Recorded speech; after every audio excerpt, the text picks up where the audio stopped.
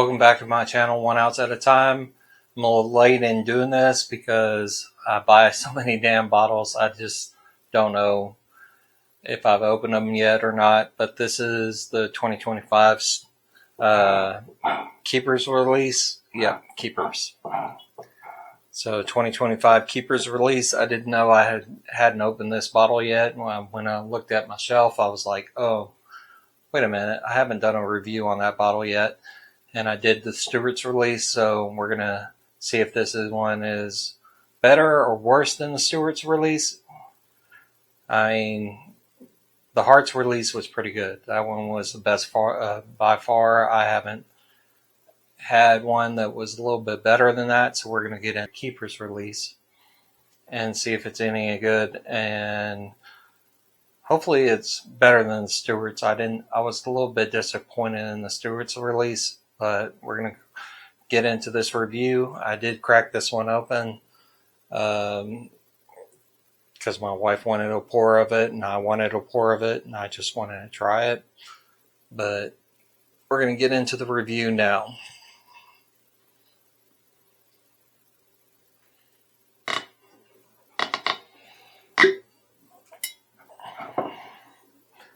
Maker's Mark does a really good job with their corks. I will say that. So let's get into the specs of this bottle. So this is a 2025 Keepers release. It's supposed to be bold oak, toasted sweetness. This comes in at 109.3 proof. Pretty good proof point.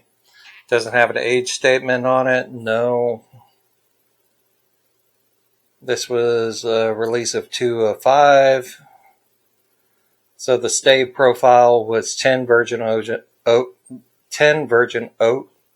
toasted American oak staves. Okay, so this is all toasted. And this was bottled in February of 2025. So this is the second release of their series. So let's see if it's any good. Once again, I'm going to be grading it on my 50-point scale. 10 points for color, 10 points for nose, 10 points for palate, 10 points for finish, and 10 points for uniqueness. So we'll start off with the color.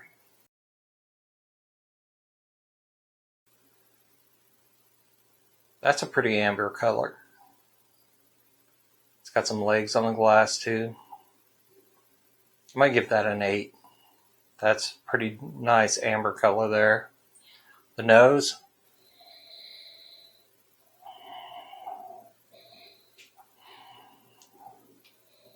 The oak comes through a little bit. It is very, very sweet.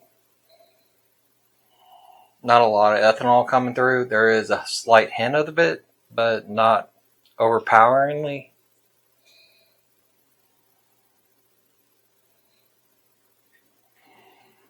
Getting a little bit of caramel there. A little bit of vanilla. Let's see if that carries forward on the palate. But the nose, I'll probably give that a 6. And let's go in for the palate.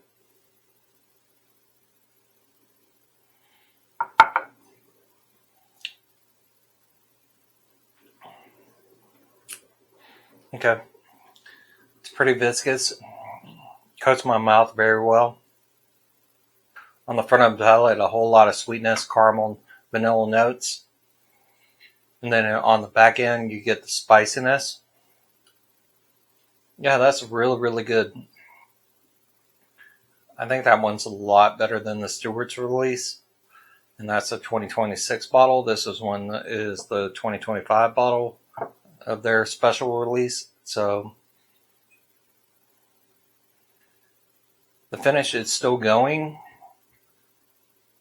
I think the finish is pretty good too. So the palate, I'm going to rate an 8 as well. And the finish, I'm going to rate a 7. So we're looking at 16 plus 6, 24 points, plus 7, 31 points. All right, let's talk about the uniqueness.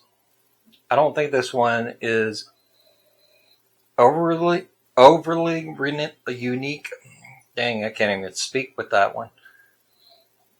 I don't think it's overly unique, but I do think that it is very sweet on the front end, and it has the spice on the back end to go into the palate. So I'm going to rate that a 5.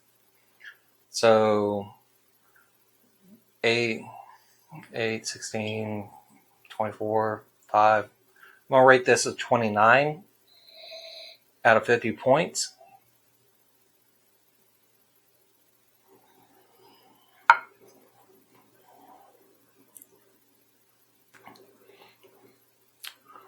Yeah, the palate's fantastic. Love the palate. Love the nose. I think the uniqueness is where it hurts. It's very bourbon forward. A lot of vanillas, a lot of caramels. The palate, I absolutely love on this. I think that's the redeeming point of this bourbon. I think that the palate is actually one of the best palates for this price point. Now this one's around 50, 60 bucks, so it's a good bottle. If you find it, I would pay retail for it, but I wouldn't pay more than retail for it. I don't know if it's hard to find now since the Stewart's release has been out. I didn't really like the Stewart's release. I think this one is better than the Stewart's release.